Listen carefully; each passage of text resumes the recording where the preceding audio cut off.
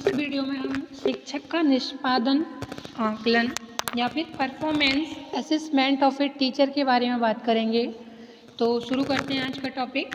निष्पादन एक ऐसी प्रक्रिया है जिसके द्वारा किसी एक शिक्षक की निश्चित अवधि के दौरान व्यवहार और उसकी उपलब्धियों का आकलन किया जाता है। यानी कि एक निश्चित अवधि यानी कि टाइम पीरियड प्रोवाइड किया जाता है तथा उसमें हम किसी शिक्षक की उपलब्धि यानी कि उन्होंने जो भी चीज़ें अचीवमेंट की हैं उनके बारे में हम उनका आकलन करते हैं। शिक्षक को दो अर्थों में प्रयोग किया जाता है। शिक्षण एक व्यवसाय तथा शिक्षण के अंतर्गत कक्षा के अंतर्गत किए जाने वाले व्यवहार। इस प्रकार एक निश्चित अवधि में इन दोनों ही दृष्टिकोण से किसी पूर्व निर्धारित पैमाने पर आंकने को निष्पादन मूल्यांकन कहते हैं। इस अर्थ में दो तत्व दिखाई देते हैं, मूल्यांकन आकलन तथा उत्तरदायित्व आकलन। यानी कि इसमें हम अध्यापकों को मूल्यांकन आकलन यानी कि अप्रेशल असेसमेंट तथा उत्तरदायित्व आकलन यानी कि अकाउंटेबिलिटी असेसमेंट के बारे में जानने का प्रयत्न करते हैं। अब हम उद्देश्य के बारे में जान लेते हैं। शिक्षण तथा मूल्यांकन केवल निरुद्देश्य नहीं है, यानी कि जो शिक्षण कार्य है तथा शिक्षण का मूल्यांकन कार्य है वो निरुद्देश्य नहीं है, वास्तव में है शैक्षिक प्रशासकों एवं प्रबंधन के हित में है, क्योंकि इसके आधार पर शिक्षकों को विशेष पदों पर नियुक्त कर सकते हैं। यानी कि हमें पता चल जाएगी किस शिक्षक के अंदर कौन सी क्वालिटी ज़्यादा है, तो हम उन शिक्षकों को उनके पदों पर नियुक्त कर सकते हैं और यह शिक्षक के हित में ही है, क्योंकि इसके द्वारा शिक्षक को अपनी प्रगति का सही अनुमान हो जाता है, सही मानदंड प्रयोग करके अपने लिए प्रगति के लिए कदम उठा सकते हैं। प्रशासक मूल्यांकन निष्पादन के परिणामों को इस शिक्षक के प्रोन्नत हेतु प्रयोग कर सकते हैं। पदोन्नति, स्थायीकरण, पुरस्कार तथा वार्षिक प्रेरकों को निश्चित करने के लिए शैक्षिक संदर्भ में निष्पादन के 3 उद्देश्य होते हैं: उपचारात्मक, विकासात्मक, नवाचारात्मक। उपचारात्मक से हम रेमेडियल कह सकते हैं, जहाँ की अपेक्षा की जाती है। विकासात्मक डेवलपमेंट कह सकते हैं, डेवलपमेंटल। शिक्षकों से सुधारात्मक शिक्षण की सकारात्मक उपलब्धि व गुणों को बनाए रखने के लिए प्रेरित करना विकासात्मक उद्देश्य का महत्वपूर्ण उद्देश्य है। नवचारात्मक की बात करें तो इनोवेटिव, भावी चुनौतियों का सामना करने के लिए नए कौशलों और स्थान प्राप्त करने के लिए उत्साहित करना। नवचारात्मक में हम टीचर को सिखाते हैं, यानी कि भावी चुनौतियों का लिए सामना करना, यानी कि भविष्य में आने वाली जो भी चुनौतियां रहेंगी उनका सामना करने के लिए उनमें हम नए नए कौशल विकसित करते हैं और उनको नया स्थान प्रदान करने के लिए नया स्थान लेने के लिए उत्साहित करते हैं। अब हम शिक्षक के निष्पादन अध्ययन की आवश्यकता और महत्व है। Need and importance of teacher performance assessment की बात करें तो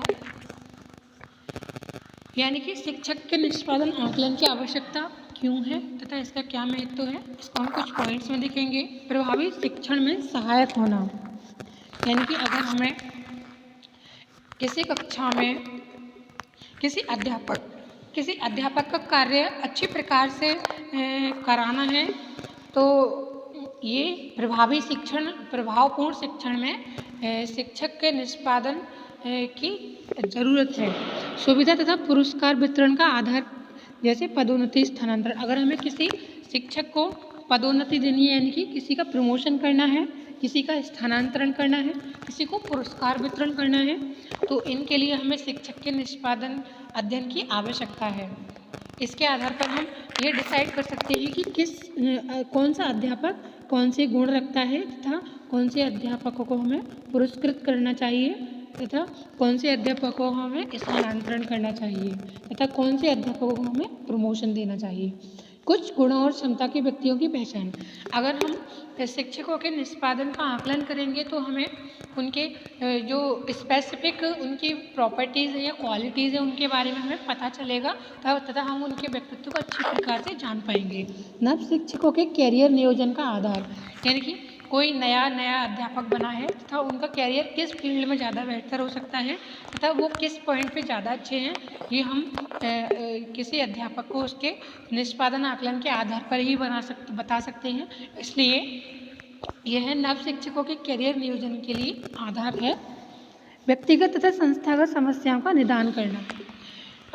किसी अध्यापक को हम परफॉर्मेंस को जब हम असेसमेंट करेंगे तभी हम उसकी समस्याओं का निदान कर सकते हैं, इसके अलावा हम नहीं कर सकते। नेक्स्ट है सहयोगी शिक्षकों की सूचनाएं एकत्रित करना। किसी अध्यापक के परफॉर्मेंस असेसमेंट किया जाएगा तो उसकी सूचनाएं स्वयं से एकत्रित हो जाएंगी। इसके बाद हम निष्पादन आकलन की विधि एवं प्रविधि टेक्निक्स ऑफ अप्रेजल असेसमेंट की बात करेंगे। यह एक प्रभावशाली अध्यापक के आकलन के लिए अनेक प्रविधियों का प्रयोग किया जाता है, जैसे प्रश्नावली, साक्षात्कार, निरीक्षण प्रविधि तथा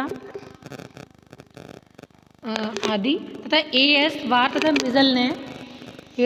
मिजल ने 3 प्रकार के मानदंडों के प्रयोग सुझाव दिए हैं। योग्यता मानदंड, प्रक्रिया मानदंड तथा उत्पादन मानदंड। योग्यता मानदंड को हम विशेष क्राइटेरिया, प्रोसेस क्राइटेरिया तथा प्रोडक्ट क्राइटेरिया, इन तीनों को नाम से जानते हैं। सबसे पहले हम प्रेस्टिज क्राइटेरिया के बारे में जान लेते हैं। इस मानदंड के अंतर्गत व्यक्ति योग्यता, व्यावसायिक प्रवणता, व्यावसायिक अभिवृत्ति एवं अभिरुचि, विषय का स्वामित्व तथा शिक्षण के प्रति रुझान आदि को सम्मिलित किया जाता है। शिक्षण का मानसिक चिंतन तथा उसकी सूझबूझ को इसी के अंतर्गत रखते हैं। नेक्स्ट है प्रोसेस क्राइटेरिया यानी कि प्रक्रिया मानदंड। प्रक्रिया मानदंड की बात करें तो कक्षा में शिक्षक का शाब्दिक तथा अशाब्दिक व्यवहार, शिक्षण कौशल, अनुदेशात्मक प्रक्रिया का स्वरूप, पाठ्य वस्तु का प्रस्तुतिकरण, कक्षा की सामाजिक प्रणाली, सहायक प्रणाली, कक्षा का वातावरण तथा प्रबंधन आदि को सम्मिलित करते हैं। नेक्स्ट है उत्पादन मानदंड, प्रोडक्ट क्राइटेरिया। छात्रों का निष्पादन स्तर, उनका विकास, शिक्षण उद्देश्यों की प्राप्ति, छात्रों के व्यवहार में परिवर्तन आदि को सम्मिलित किया जाता है। इसके बाद हम एक विद्वान हैं लेविस एल्टन, इन्होंने 1987 में एक अच्छे प्रवक्ता के गुणों का उल्लेख किया है तथा इन्होंने 6 मानदंड दिए हैं, जिसमें हम स्वव्यवस्थित शिक्षण जिसको हम वेल ऑर्गेनाइज्ड टीचिंग कह सकते हैं, भली भांति शिक्षण की तैयारी, वेल प्रिपेयर्ड, व्यवहार में लचीलापन, फ्लेक्सिबिलिटी इन बिहेवियर, मित्र के समान सहायता देना, फ्रेंडली हेल्प, प्रभावशील संप्रेषण, इफेक्टिव कम्युनिकेशन, निष्ठावान तथा लगनशील, कमिटेड एंड डिवोटेड। तथा ब्राउन तथा एटकिंस ने 1988 में महाविद्यालयों के प्रवक्ताओं के निष्पादन आकलन के लिए 4 मानदंडों को दिया। यह मानदंड इस प्रकार हैं: शिक्षण की गुणवत्ता, क्वालिटी ऑफ टीचिंग, विचार गोष्ठियों, कार्यशाला तथा अभिविन्यास पाठ्यक्रमों में भागीदारी, participation in seminar, workshop, refresher courses. Next है छात्रों की प्रोन्नति एवं विकास, स्टूडेंट्स ग्रोथ एंड प्रोग्रेस, छात्रों को शैक्षिक निर्देशन, एजुकेशनल गाइडेंस, छात्रों की समस्या का समाधान करना। आगे चलते हैं। प्रवक्ता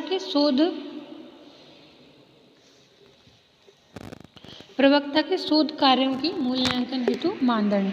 प्रमुख रूप से 3 मानदंडों को प्रस्तावित किया गया है। शोध कार्यों पर प्रपत्रों की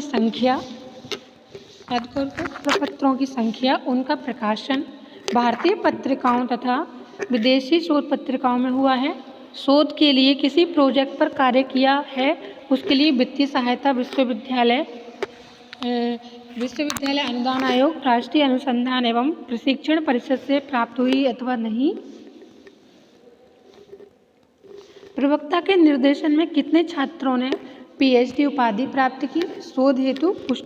शोध हेतु विशिष्टीकरण का क्षेत्र क्या रहा। विशिष्टीकरण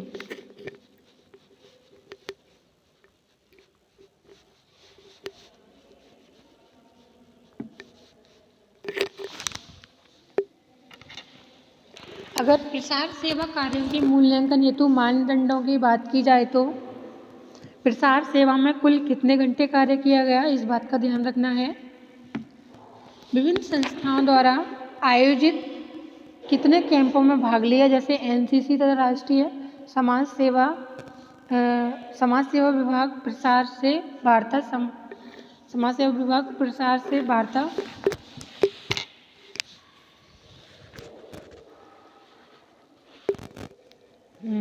विभिन्न संस्थाओं द्वारा आयोजित कितने कैंपों में भाग लिए जाते हैं, एनसीसी तथा राष्ट्रीय समाज सेवा विभाग तथा नेक्स्ट है प्रसार सेवा तथा समाज सेवा कार्यों में भागीदारी संबंधी प्रमाण पत्र तथा अन्य प्रकार के प्रमाण पत्र। इसके बाद हम विभागीय कार्यों के मूल्यांकन हेतु मानदंड की बात करें तो शैक्षिक संस्थाओं की सदस्यता, शैक्षिक तथा अनुसंधान पत्रिकाओं की सदस्यता, विश्वविद्यालय की विभिन्न समितियों की सदस्यता, विभागीय कार्य में सक्रिय भागीदारी जैसे शैक्षिक पर्यटन, स्काउट के कार्यक्रम आदि। निष्पादन आकलन की आवश्यकता एवं महत्व की बात करें तो need and importance of performance assessment की बात करें तो शिक्षण प्रक्रिया में सुधार एवं विकास किया जा सकता है। इससे शिक्षक को अनुदेशनात्मक प्रक्रिया हेतु पृष्ठपोषण यानी कि फीडबैक दिया जा सकता है। शिक्षक के गुणात्मक विकास हेतु अवसर प्रदान किए जा सकते हैं। अध्यापक छात्रों के प्रशिक्षण में सहायता प्रदान करते हैं। अनुदेशनात्मक उद्देश्यों में सुधार तथा विकास किया जा सकता है। शिक्षण प्रक्रिया को सार्थक एवं सौद्देश्यपूर्ण बनाया जा सकता है। शिक्षण की समस्याओं का निदान करना और इसके आधार पर उपचारात्मक शिक्षण की व्यवस्था करना। निष्पादन आकलन के आधार पर प्रशासक शिक्षकों को स्थायी नियुक्तियाँ करते हैं तथा प्रोन्नति भी देते हैं, उनका वेतनमान भी दिए जाते हैं। निष्पादन के आकलन से शिक्षकों को अपनी प्रगति की जानकारी होती है। निष्पादन के आकलन से शिक्षण प्रक्रिया को मनोवैज्ञानिक तथा वैज्ञानिक आधार प्रदान किया जाता है। सेवारत शिक्षकों को शैक्षिक विकास हेतु काफ़ी प्रोत्साहन मिलता है।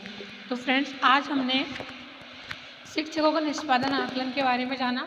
आई होप कि आप लोगों को ये वीडियो पसंद आया होगा। वीडियो अच्छा लगा हो तो वीडियो को लाइक एंड शेयर, चैनल को सब्सक्राइब करना बिल्कुल मत भूलिएगा। मिलते हैं नेक्स्ट वीडियो में नेक्स्ट टॉपिक के साथ। तब तक के लिए नमस्कार।